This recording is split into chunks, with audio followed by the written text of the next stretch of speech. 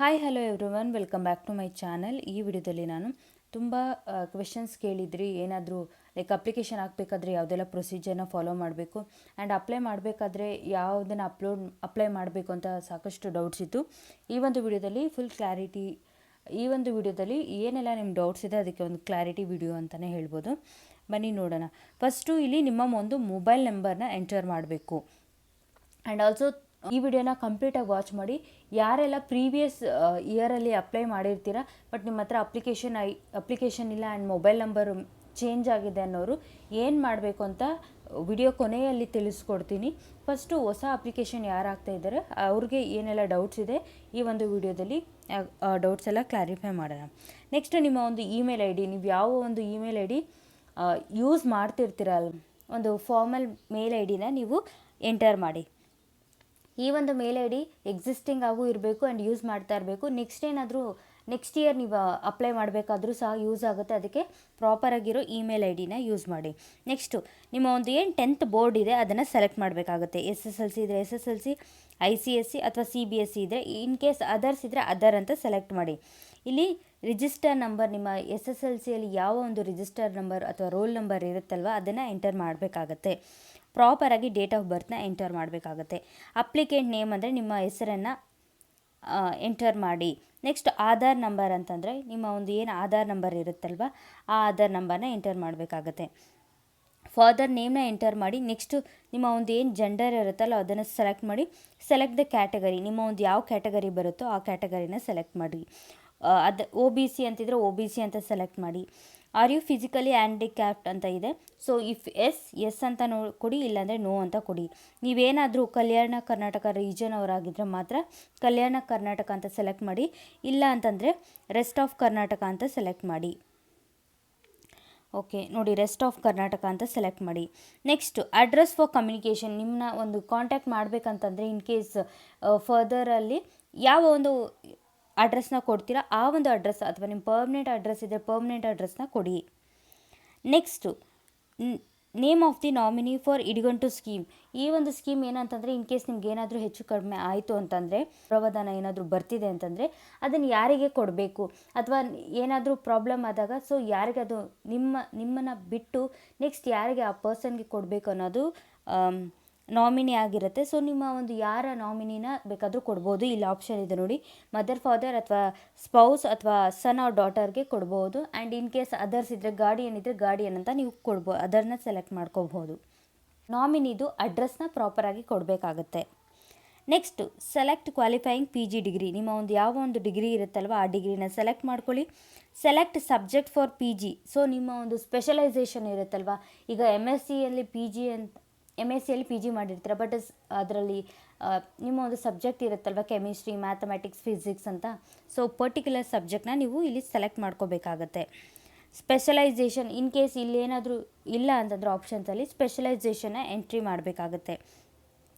Next ಈ ಒಂದು question ಅಂತೂ ಸಾಕಷ್ಟು ಜನ ಡೌಟ್ ಕೇಳಿದರು, ಟೋಟಲ್ ಮಾರ್ಕ್ಸು ಮತ್ತು ಟೋಟಲ್ ಮ್ಯಾಕ್ಸಿಮಮ್ ಮಾರ್ಕ್ಸ್ ಅಂತ. ಕೆಲವೊಬ್ಬರಿಗೆ ಏನಾಗುತ್ತೆ CGPAದಲ್ಲಿ ಇರುತ್ತಲ್ವ ಅವ್ರಿಗೆ ಇದು ಪ್ರಾಬ್ಲಮ್ ಆಗ್ತಾ ಇರೋವಂಥದ್ದು. ನೀವೇನು ಮಾಡಿ ಅಂದರೆ ನಿಮ್ಮ ಒಂದು ಟೋಟಲ್ ಮಾರ್ಕ್ಸ್ನ ಮಾಡಿ, ಏನು ನಿಮ್ಮ ಗ್ರೇಡ್ ಇರುತ್ತಲ್ವ ಅದನ್ನು CGPAಯಿಂದ ಮಾರ್ಕ್ಸ್ಗೆ ಕನ್ವರ್ಟ್ ಮಾಡಿ. ಸೊ ಮಾರ್ಕ್ಸಿಗೆ ಕನ್ವರ್ಟ್ ಮಾಡಿ ಏನು ಮಾಡಿ ಇಲ್ಲಿ ಅಪ್ಲೋಡ್ ಮಾಡಿ. ಆಟೋಮೆಟಿಕ್ಕಾಗಿ ನಿಮ್ಗೇನಾಗುತ್ತೆ, ಸೊ ಟೋಟಲ್ ಮಾರ್ಕ್ಸ್ ಸ್ಕೋರ್ಡ್ ಎಷ್ಟು ಸ್ಕೋರ್ ಮಾಡಿದರೆ ಮಾರ್ಕ್ಸ್ ಡಿವೈಡೆಡ್ ಬೈ ಟೋಟಲ್ ಮಾರ್ಕ್ಸ್ನ ಮಾಡಿದಾಗ ನಿಮಗೆ ಪರ್ಸೆಂಟೇಜು ಆಟೋಮೆಟಿಕ್ಕಾಗಿ ಸಿಗುತ್ತೆ. ಏನಿಲ್ಲ, ನಿಮ್ಮ ಗೂಗಲಲ್ಲಿ ಹೋಗಿ ಕನ್ವರ್ಟ್ CGPA ಟು ಮಾರ್ಕ್ಸ್ ಅಂತ ಮಾಡಿ, ಆವಾಗ ನಿಮಗೆ ಆಟೋಮೆಟಿಕ್ಕಾಗಿ ಈಸಿಯಾಗಿ ಬರುತ್ತೆ. ನೆಕ್ಸ್ಟ್ ನಿಮ್ಮ ಒಂದು ಸ್ಟೇಟ್ನ ಸೆಲೆಕ್ಟ್ ಮಾಡ್ಕೊಳ್ಳಿ. ನೀವು ಯಾವ ಯೂನಿವರ್ಸಿಟಿಯಲ್ಲಿ ಓದಿದ್ದೀರಾ ಆ ಯೂನಿವರ್ಸಿಟಿನ ಸೆಲೆಕ್ಟ್ ಮಾಡ್ಕೊಳ್ಳಿ. ಇನ್ ಕೇಸ್ MPhil ಆಗಿದ್ದರೆ MPhil ಅಂತ ಮಾಡಿ, PhD ಆಗಿದ್ದರೆ PhD ಅಂತ ಕೊಡಿ. ನೆಕ್ಸ್ಟ್ ಇಲ್ಲಿ ಕೆಸೆಟ್ ಅಥವಾ ನೆಟ್ ಅಥವಾ ಸ್ಲೆಟ್ ಆಗಿದ್ದರೆ ಎಸ್ ಅಂತ ಕೊಡಿ. ಎಸ್ ಅಂತ ಕೊಟ್ಟಾಗ, ಸೊ ನಾನು ಇಲ್ಲೇನು ಎಂಟರ್ ಮಾಡದೇ ಇರೋ ಕಾರಣದಿಂದ ಈ ರೀತಿಯಾಗಿ ಬರುತ್ತೆ ನೋಡಿ. ಇಲ್ಲಿ ಎಸ್ ಅಂತ ಕೊಟ್ಟಿದ್ದೀರಲ್ವ, ಇಯರ್ ಆಫ್ ಅವಾರ್ಡ್ ಅಂತ ಬರ್ತಾ ಇದೆ. ಸೊ ಯಾವ ಇಯರಲ್ಲಿ ನೋಡಿ, ಇಲ್ಲೇನು ಮಾಡಬೇಕಾಗುತ್ತೆ, ಫಸ್ಟು ನಿಮ್ಮ ಯಾವ ಒಂದು ಸಬ್ಜೆಕ್ಟಲ್ಲಿ ನೀವು ಕೆಸೆಟ್ ಅಥವಾ ನೆಟ್ ಅಥವಾ ಸ್ಲೆಟ್ ಎಕ್ಸಾಮ್ನ ಕ್ಲಿಯರ್ ಮಾಡ್ಕೊಂಡಿದ್ದೀರಾ ಅಂತ ಎಂಟರ್ ಮಾಡಬೇಕಾಗತ್ತೆ. Next type of exam passed, ಯಾವ ಒಂದು ಟೈಪಲ್ಲಿ ನೀವು ಎಕ್ಸಾಮ್ನ ಪಾಸ್ ಮಾಡಿದ್ದೀರಾ ಅಂತ. ಫಾರ್ ಎಕ್ಸಾಂಪಲ್ ಇಲ್ಲಿ ಏನು ಬರುತ್ತೆ ಅಂತಂದರೆ ನೆಟ್ಟು, ಕೆ ಸೆಟ್ಟು, ಸ್ಲೆಟ್ ಅಂತ ಬರುತ್ತೆ. ಸೊ ನೀವು ನೆಟ್ ಕ್ಲಿಯರ್ ಮಾಡಿದರೆ ನೆಟ್ ಅಂತ ಕೊಡಿ, ಕೆ ಸೆಟ್ ಆಗಿದ್ರೆ ಕೆ ಸೆಟ್ ಅಂತ ಕೊಡಿ.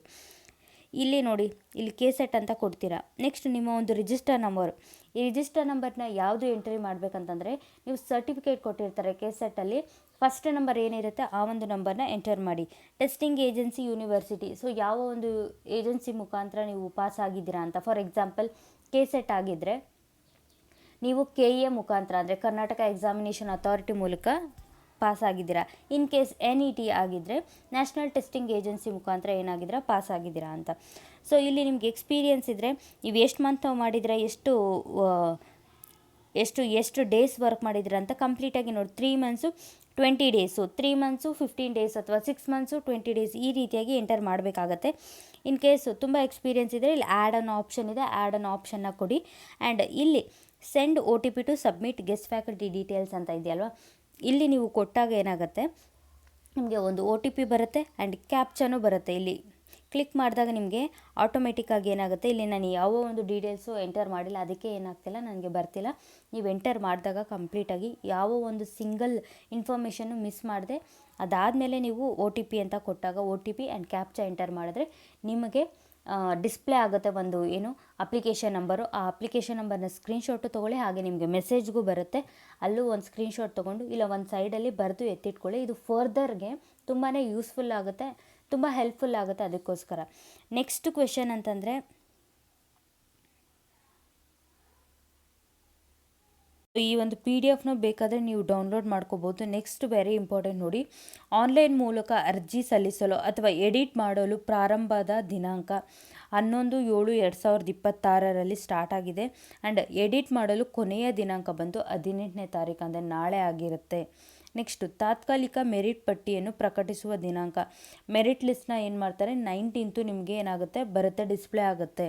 ಆ್ಯಂಡ್ ನಿಮಗೆ ಇನ್ನೂ ಇದ್ರ ಬಗ್ಗೆ ಸಾಕಷ್ಟು ಇನ್ಫಾರ್ಮೇಷನ್ ಬೇಕು ಅಂದರೆ ನನ್ನ ಚಾನೆಲ್ನ ನೀವು ಸಬ್ಸ್ಕ್ರೈಬ್ ಮಾಡ್ಕೊಳ್ಳಿ. ಸೊ ಏನೆಲ್ಲ ಫರ್ದರ್ ನೋಟಿಫಿಕೇಷನ್ ಆಗುತ್ತಲ್ವ ಅದರ ಡೀಟೇಲ್ಸ್ನ ನಾನು ಕೊಡ್ತಾನೆ ಇರ್ತೀನಿ. ತಾತ್ಕಾಲಿಕ ಮೆರಿಟ್ ಪಟ್ಟಿ ಪ್ರಕಟಿಸಿದ ನಂತರ ಅರ್ಜಿಯನ್ನು ಎಡಿಟ್ ಮಾಡಲು ಅವಕಾಶ. ಏನು ತಾತ್ಕಾಲಿಕವಾಗಿ ಏನು ಮೆರಿಟ್ ಲಿಸ್ಟ್ನ ಬಿಡ್ತಾರೆ ಅಲ್ವಾ, ಅದಾದಮೇಲೆ ನಿಮಗೆ ಎಡಿಟ್ ಮಾಡಲು ಅವಕಾಶ ಅಂತಂತಂದರೆ ಅರ್ಜಿಯನ್ನು ಅಂದರೆ ಅಪ್ಲಿಕೇಶನ್ನ ಎಡಿಟ್ ಮಾಡೋದಕ್ಕೆ 19th 20 21 22 4 ಡೇಸ್ ನಿಮಗೆ ಟೈಮ್ ಕೊಟ್ಟಿರ್ತಾರೆ. ಸೊ ನೀವು ಆವಾಗ ಎಡಿಟ್ ಮಾಡ್ಕೋಬಹುದು. ತಾತ್ಕಾಲಿಕ ಕಾರ್ಯಭಾರ ಪ್ರಕಟಿಸುವ ದಿನಾಂಕ, ನೆಕ್ಸ್ಟ್ ಏನು ಮಾಡ್ತಾರೆ, ಏನೆಲ್ಲ ವೇಕೆನ್ಸೀಸ್ ಇರುತ್ತಲ್ವ, ಯಾವುದೆಲ್ಲ ಕಾಲೇಜಸಲ್ಲಿ ಎಷ್ಟು ವೇಕೆನ್ಸಿ ಇದೆ ಅನ್ನೋದನ್ನ ಲಿಸ್ಟ್ನ ಯಾವಾಗ ಬಿಡ್ತಾರೆ ಅಂದರೆ 25th ಬರುತ್ತೆ.